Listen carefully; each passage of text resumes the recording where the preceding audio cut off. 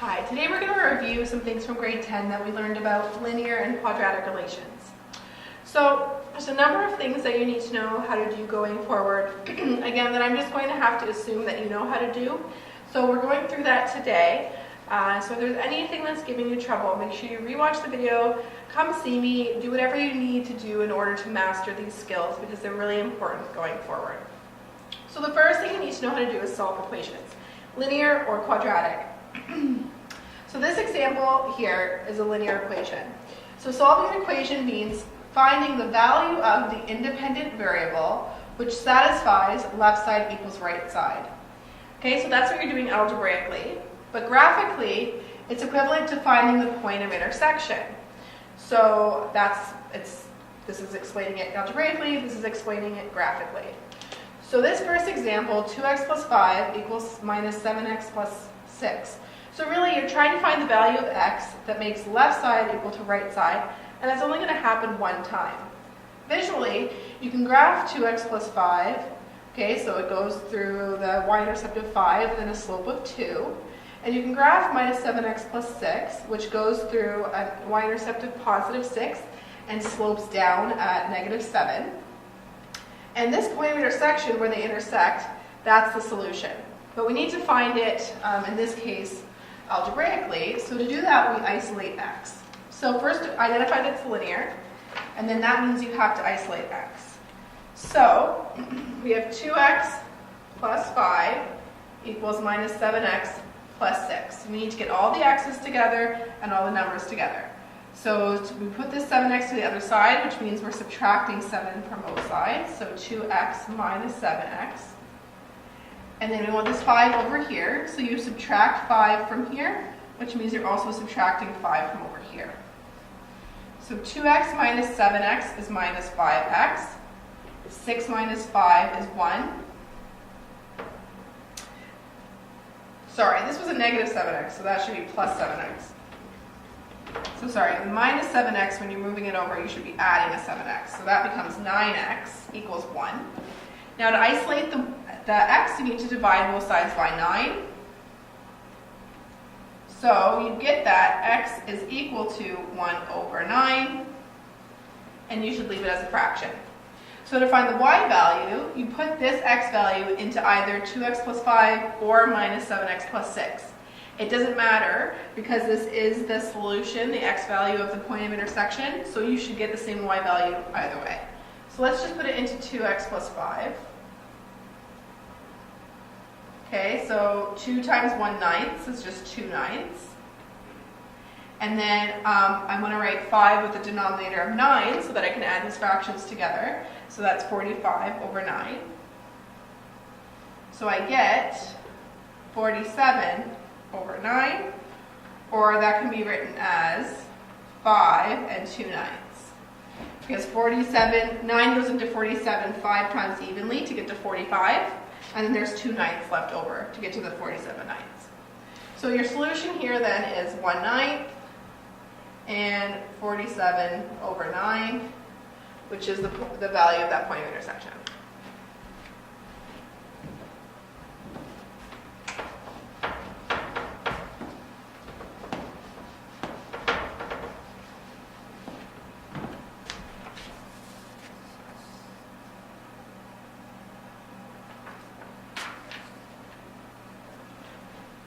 So in this case, this is a quadratic equation because we have something that's a parabola equaling something else. It can be a parabola equaling a parabola equaling a line, or in this case, a horizontal line. So what does this look like visually? Well, x squared plus 5x, if you were to draw this parabola, it has a x value of the vertex is minus b over 2a, so minus 5 over 2, so minus 2.5. So if you were actually to go through and find it, it would look something like this, and it opens up. And it's asking, when does it equal negative 6? So let's say this is minus 2, minus 4, minus 6. So when does it equal minus 6? So you can put a horizontal line. Notice you're going to get two answers. There's two places where this parabola is equal to negative 6. So to solve this algebraically,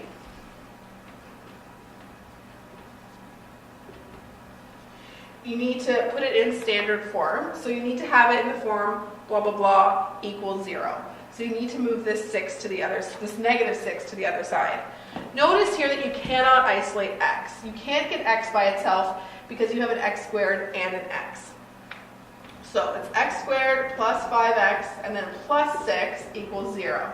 Make sure you have this equals 0. Now to solve something like this, either you could factor, in this case we're going to factor since it's relatively simple, or you could use quadratic formula and get the answer that way. Quadratic formula always works. Factoring only sometimes works. So if you want to always use quadratic formula, that's definitely fine. It's really your own personal preference. But this factors to x plus 2, x plus 3 equals 0. Now because either this times this has to equal 0, that means either x plus 2 has to equal 0 or x plus 3 has to equal 0. That's why factoring works. Okay, because it's something times something. So in order for something to times something to be 0, one of these somethings has to be 0. So either x equals negative 2 or x equals negative 3. So these are your solutions. X equals negative 2 and x equals negative 3. Okay, so if this were drawn properly to scale, that's what it would look like. Now if you need to find the y values of these solutions, you would just put negative 2 back into this, or negative 3 back into this, but you would get, of course, negative 6.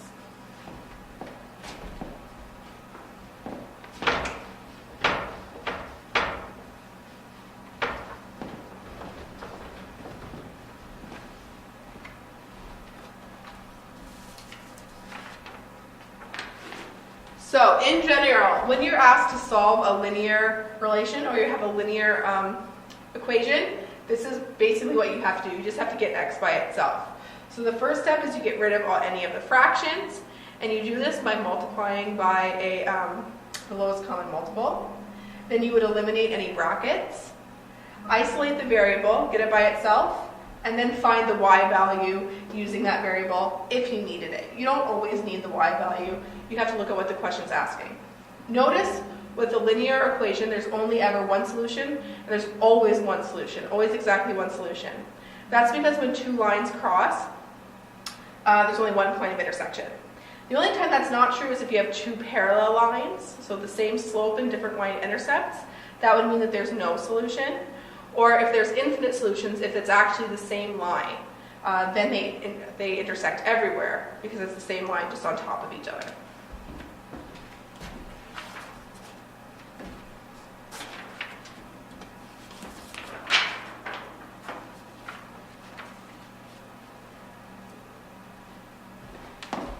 Now what if you're asked to solve a quadratic equation? Well, really all you have to do is put it into standard form and then find the zeros. So you rewrite it, whatever it looks like, in the form of ax squared plus bx plus c equals 0. So you move everything over to one side, collect like terms, so that you have a quadratic equaling 0. Then you find the zeros of this by either factoring or using quadratic formula. And then finally, if you're factoring, you set each factor to 0 and solve, just like I did with the previous example. Now, you could have 2, 1, or no solutions, depending on what you're given. So remember, this is a quadratic formula.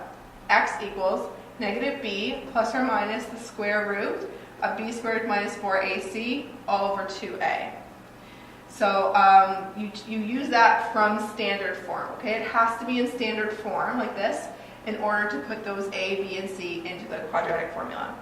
So if you have trouble remembering how to do that, you might want to look that up online or see somebody to get extra help on using the quadratic formula.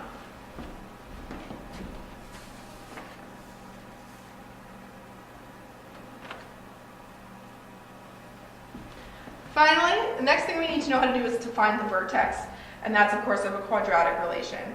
So there's two ways, just go to 2 and 3 here, that I'd like you to know how to do to find the vertex.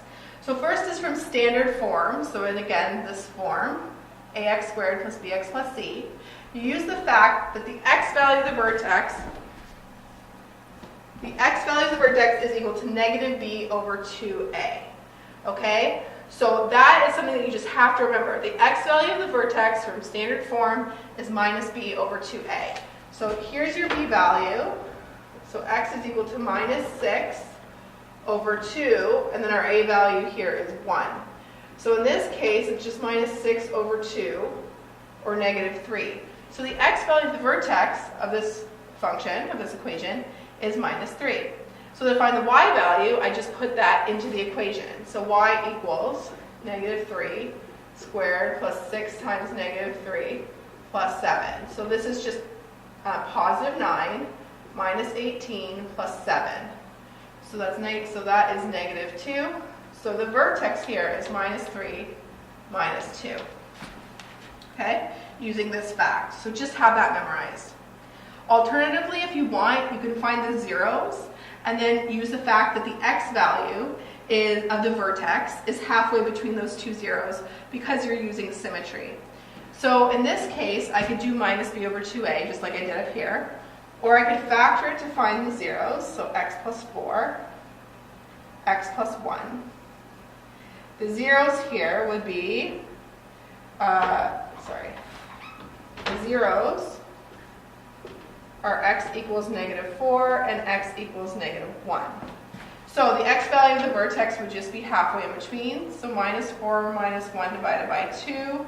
So minus 5 over 2, or minus 2.5. So now you have the x value of the vertex. You just put that into the equation to find the y value. And then you would write it in coordinate form, just like up here.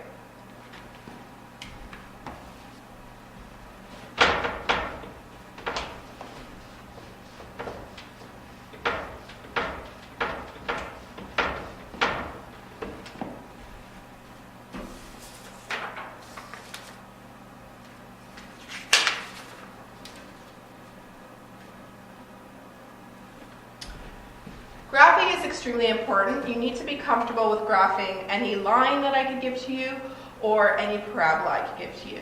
So there's 3 different methods of graphing each. With a linear relation, either you could use a table of values, so just pick values for x, throw them into the equation and see what y spits out, and then just plot that point and plot a few points until you have a nice line. Or you could use slope y-intercept, which is the most common. If it's in the form y equals mx plus b, then m is the slope and b is the y-intercept. So you would just plot the y-intercept and then use the slope, which is rise over run. This is rise over run, to plot the next point. And you only need 2 points to have a line, but I usually like plotting 3 or 4 just to make sure it's a nice looking line. Okay, alternatively, you could use x and y intercepts. Remember, to find the x-intercept, you set y equal to 0, and to find the y-intercept, you would set x equal to 0. Okay? For a quadratic relation, again, you could use a table of values, so just pick a few different values of x and put them into the equation, see what y gets out, and plot those coordinates.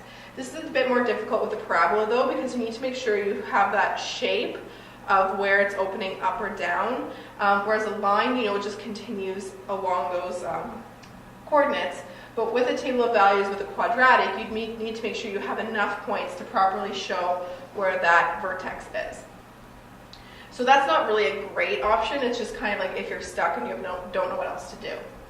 Otherwise, you can find the vertex and the zeros. You can find the vertex using the 2 methods I just taught you, and you can find the zeros either by factoring or by using quadratic formula. And then finding the y-intercept by setting x equal to 0, and that will give you a nice looking graph. Or you can use transformations, but only if it's in vertex form. So remember, using transformations, you start with x squared, and then you stretch by a factor of a, then move horizontally by h, and vertically by k. But we'll be reviewing that in more detail later on.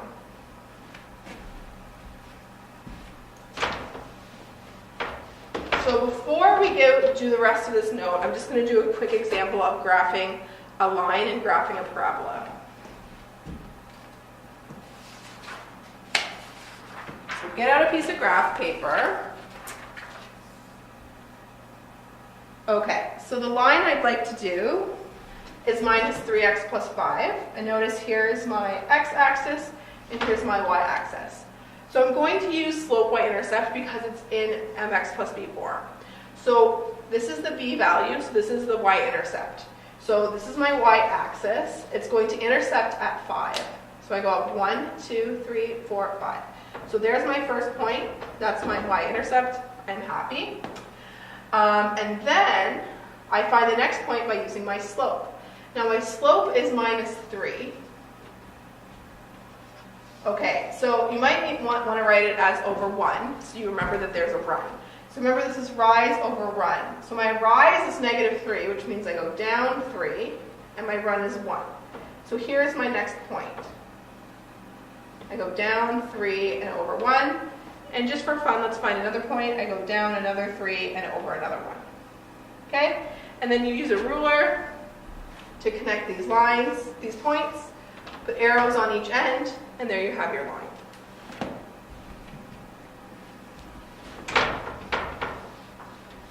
Now my parabola is y equals x squared plus 2x minus 8.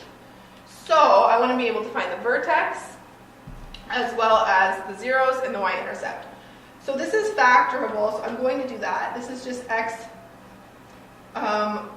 plus 4, x minus 2. So my zeros are x equals negative 4 and x equals 2. So I can plot those. I'll do it on here. So what is it? Negative 4 and positive 2. Okay? So now the x value of my vertex has to be halfway in between. So x of the vertex is minus 4 plus 2 over 2. So negative 2 over 2, so minus 1 is the x value of the vertex. Okay, I also could have done minus b over 2a. So minus 2 divided by 2 times 1 is negative 1. So to find the y value of the vertex, you just sub negative 1 into the equation. So negative 1 squared plus 2 times negative 1 minus 8. So you get 1 minus 2 minus 8, so negative 9. Okay, so my vertex is minus 1 minus 9. So I plot that. Minus 1, 1, 2, 3, 4, 5, 6, 7, 8, 9. Okay? And my y-intercept is this value here, because when I set x equal to 0, I would get 0 plus 0 minus 8, so the y-intercept is negative 8. And then I can use symmetry to say that there's another minus 8 over here. So now I have those points, and I can draw a decent looking parabola through those points. And there you go.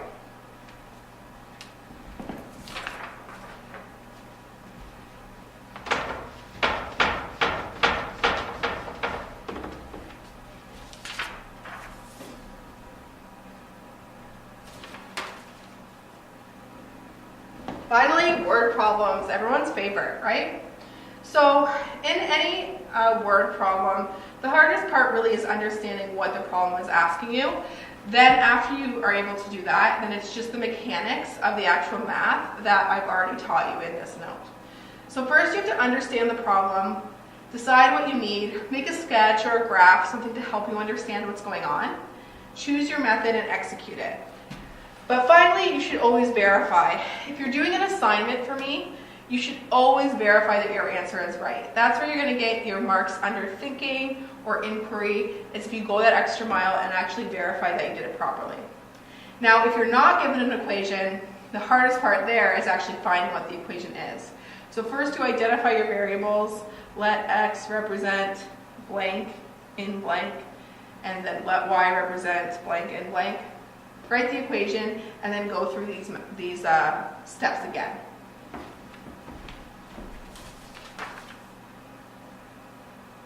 Okay, so here's a typical word problem that you might see in quadratics.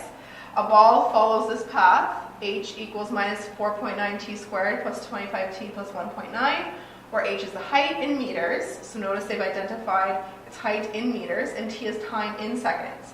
When is the balloon 13 meters high? Well, what are they asking us to solve? They're asking us to solve when is this height equal to 13. So it's a quadratic equation, and we just learned how to do that, okay? But visually it might help to understand what this looks like. So this parabola has a y-intercept of 1.9. I know that because when I let t equal 0, h is equal to 1.9. And I know that it opens down because this a value is negative, so it's going to look something like this. So how many answers am I going to get? Well, I want to know when this ball is 13 meters high. So it just depends. Is 13 up here and there's no answers? Or is 13 right here at the vertex and there's only going to be one answer? Or is it somewhere like this and there's going to be two different solutions? So to do it algebraically, you move the 13 over. So you have minus 4.9 t squared plus 25t minus 11.1 equals 0. Remember, you put it in standard form where it equals 0. And now you would use quadratic formula. So I would invite you to pause the video and do that right now. You should get t equals 0.49 seconds and t equals 4.6 seconds. So those are your two solutions. So when is the balloon 13 meters high? Well, or the ball, I should say. Well, it's 13 meters high at 0.49 seconds and at 4.6 seconds. So you can write a nice sentence there. Okay, so we covered a lot in this video. It's meant to just be a review and a refresher. So you already learned this stuff in the past.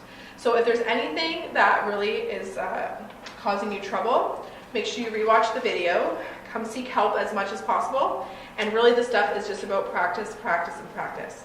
So thanks for watching today, and I hope you learned lots.